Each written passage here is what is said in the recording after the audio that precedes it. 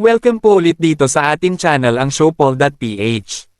Senator Panfilo Ping Lacson, pinuna ang pamumuno ni Senate President Alan Peter Cayetano, at Senator Win Gatchalian, isinusulong na maging Senate President kapalit ni SP Alan Cayetano. Pakinggan natin ang mga pahayag ni Senador Ping Lacson. Kaya sabi ko nga, maganda yung nabanggit mo kanina na siguro mag-retreat muna kaming 23, no? Dahil yung pang 24, hindi naman talaga lulutang yun.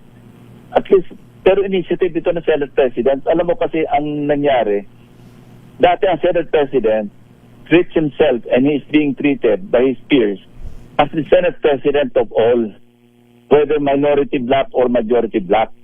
Pero ito mga nakaraang mga panahon, para bang yung Senate President, parang siya na lang yung Senate President ng mayorya. Medyo hindi na maganda yung transition, yung transformation. Diba, dapat ibalik natin na pag na-elect ka ng Senate President, Senate President ka na ng lahat ng 23 others. Hindi nung kung sino man yung majority. Napansin ko noong Senate President si Tito Sen, wala pang tawag na All Senators Caucus na merong representative o kung meron man isa, dalawa, ang minority. Hindi nag-a-attend.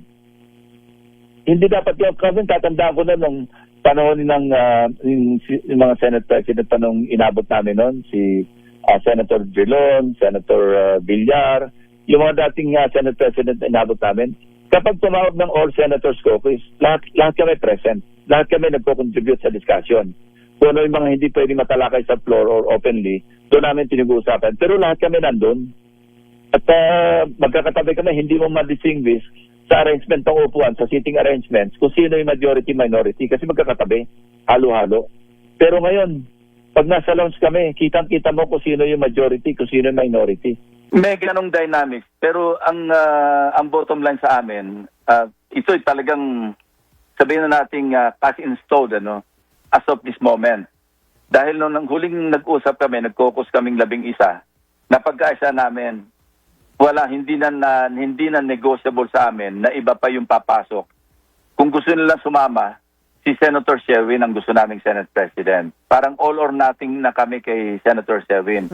Come what may, maski hindi namin yung majority, kung hindi rin lamang si Senator Sherwin. Kasi tinagana namin sa bato yun eh. Ang pananaw namin, ang unang-unang dapat gawin ng Senado sa ngayon ay ibangon o bawiin ibangon yung integridad, yung dignidad, yung reputasyon ng Senado. Kasi talagang, let's face it, talagang nasadlak na kami talaga sa the lowest of the lows. At yan ang atin viral SOCMED update for today. Paki-like at share ang video at huwag kalimutan mag-subscribe, i-click ang notification bell for more SOCMED viral updates at suportahan po ang ating Facebook page. Maraming salamat sa lahat ng nag-subscribe indeed. Magandang buhay sa lahat. Shukran.